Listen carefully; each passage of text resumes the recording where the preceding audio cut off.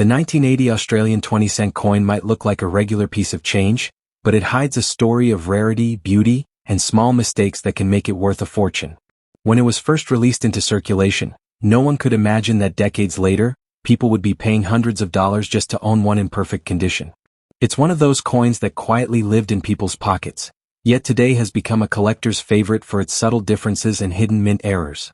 This coin was produced by the Royal Australian Mint in Canberra and also by the Royal Mint in London, which helped Australia meet its currency needs that year. Most people don't realize that the same design can come from two different mints, and that's what makes the 1980 coin so interesting. Both mints struck millions of coins, but the dies, machinery, and even metal batches slightly varied, leading to unique features that sharp-eyed collectors can spot instantly. The coin's design tells a lot about Australian culture. On one side sits Queen Elizabeth II, portrayed by sculptor Arnold Machin. His design was admired for its elegance and calm authority. The Queen's portrait faces right, wearing the royal tiara, surrounded by the words, Elizabeth II, Australia 1980. The lettering appears crisp and well-spaced, but if you compare two coins carefully, you might notice tiny differences, sharper lettering, deeper lines, or a thicker rim. Those clues can help identify which mint your coin came from. Flip the coin and you'll see the iconic platypus swimming through flowing waves. This was created by Stuart Devlin, known as the Royal Goldsmith, who designed Australia's first decimal coins. The platypus, with its smooth body and rippling water around it, represents the country's wildlife and sense of movement. It's not just a coin design, it's a piece of art captured in metal. When light hits it, the waves seem to shimmer, making the coin come alive. Now, the composition of the 1980 20-cent coin is copper-nickel, giving it a bright, silvery color. It weighs 11.31 grams and measures 28.52 millimeters across, slightly larger than most coins people carry today. It has a smooth edge and a strong metallic sound when dropped, which is often how collectors can tell it's genuine. But the real excitement for collectors begins when they start spotting minting errors. Some 1980 coins show a double rim, where the coin press struck slightly off-center, creating a faint second outline. Others display off-center strikes, where part of the design looks pushed toward one edge, leaving extra blank metal on the other side. These are rare, but when found they can fetch massive prices, even several $100s depending on how visible and unique the error is. Then there's the die clash error, which occurs when the upper and lower dies strike each other without a blank coin between them, leaving ghostly images of the opposite side on both faces. A 1980 coin with a clear clash mark can sell for hundreds. And if you ever find one struck on the wrong metal blank, for example on a 10-cent or 50-cent planchet, congratulations, because that's an ultra-rare find. The regular 1980 coin was minted in huge numbers, over 64 million pieces, so common circulation coins aren't rare. Most of them are worth around face value, maybe up to 50 cents if they're in clean condition. But if your coin looks fresh, shiny, and unworn, what collectors call uncirculated, it can jump to $20 or even $40 depending on grading. The London Mint version is harder to find and is known for slightly sharper details and a smoother finish. Collectors love this one because the production quantity was much smaller. If you find a London minted coin in high grade, it can easily bring $100 to $150 or more at auction. Some top condition specimens have even sold above $200, especially if the surfaces remain bright and reflective after 40 years. So how can you tell if your 1980 coin is from London or Canberra? Look closely at the Queen's portrait.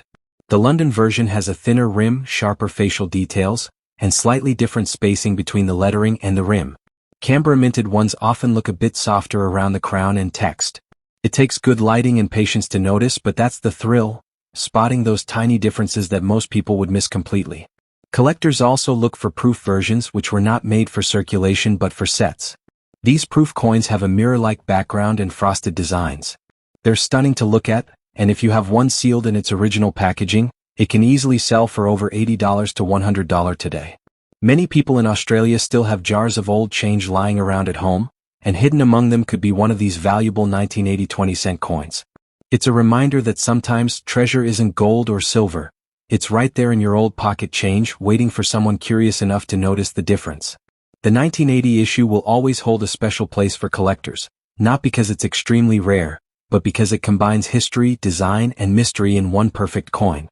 Every mark tells a story, every shine carries time. And who knows, maybe your old 20-cent piece isn't just worth 20 cents anymore. The 1981 Australian 20-cent coin may look almost identical to the 1980 version, but there's a twist that makes it one of the most talked about coins among collectors. What seems like an ordinary piece of loose change actually carries a fascinating story of 3 different mints, tiny design differences, and rare errors that can turn this simple coin into a serious collector's prize. In 1981, the demand for 20-cent coins was so high that Australia couldn't keep up with production on its own. So, in a rare move, the Royal Australian Mint called for help from 2 overseas mints, the Royal Mint London and the Royal Canadian Mint. That's right, 3 different places struck the same coin in the same year. And each one left its own tiny fingerprint on the design.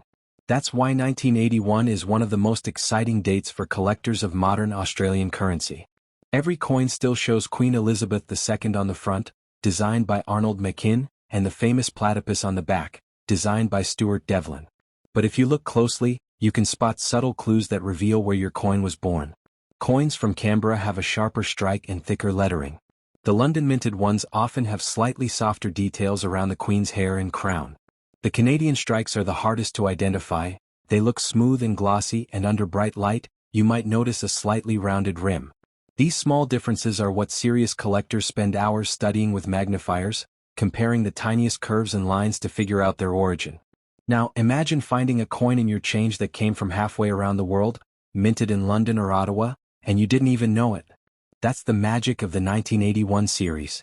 Each mint's production equipment had its own quirks, creating micro-variations that are invisible to the casual eye but priceless to someone who knows what to look for. The platypus design itself still shines with Devlin's unique artistry. The animal glides through flowing waves that catch the light beautifully. After more than 40 years, well-preserved examples still sparkle, especially those kept out of circulation. The silver-gray tone of the copper-nickel alloy reflects light almost like chrome when untouched, making these coins miniature sculptures rather than just money. But as always, the real thrill comes from the errors. In 1981, the rush to produce millions of coins increased the chances of mistakes. Some coins show doubling on the lettering, others have partial missing details where the die failed to strike fully. Off-center coins from this year are also known. The platypus shifted slightly to one side, leaving a wide blank border on the other. Even a tiny misalignment can raise the value from a few cents to hundreds of dollars. Collectors also look for something called weak strike errors, especially on coins minted overseas. These happen when the pressure of the coin press wasn't strong enough, leaving parts of the design faint. If you find a coin that looks oddly smooth in places where it should be detailed, don't dismiss it. It might be one of these rare varieties. In circulated condition, most 1981 20-cent coins are worth around their face value. They're common in Australia, but once you start separating them by mint, the story changes. A clean, uncirculated Canberra minted coin can sell for $10 to $20. A London minted piece in the same grade can bring $30 to $50. And the Canadian minted examples, which had the smallest production run, can jump to $100 or more when graded high. Proof coins from 1981 are another treasure. These were made with polished dies and specially treated blanks, resulting in that mirror-like shine collectors love. A perfect proof in its original case easily sells for $80 to $100, sometimes more if the packaging is untouched. And then there are the rare mint error proofs, the kind that slipped through unnoticed. One example with a faint double rim and mirrored finish sold for over $400 online. When news like that spreads, collectors rush to check their coin sets, hoping they might have missed a similar gem. The fascination with the 1981 20-cent coin isn't just about money, it's about discovery. The idea that 3 different mints, in Australia, England, and Canada, collaborated to create the same coin gives it an international legacy. It connects stories from across the world in one small round piece of metal. Every scratch, every gleam, and every faint misprint becomes part of that legacy. Even after decades of circulation, these coins still surface in everyday life. Someone might hand you one as change, never realizing that it once came from a mint thousands of miles away. That mystery keeps collectors searching, inspecting every rim and detail, hoping to find one of those high-value versions. So next time you see a 1981 20-cent coin, don't just toss it aside. Take a closer look under the light. Check the rim, the shine, the shape of the Queen's portrait. You might be holding a piece struck in another country, or one with an error so rare it could pay for your next vacation. Coins like this prove that hidden value can still live in the most ordinary places, waiting for the right person to notice.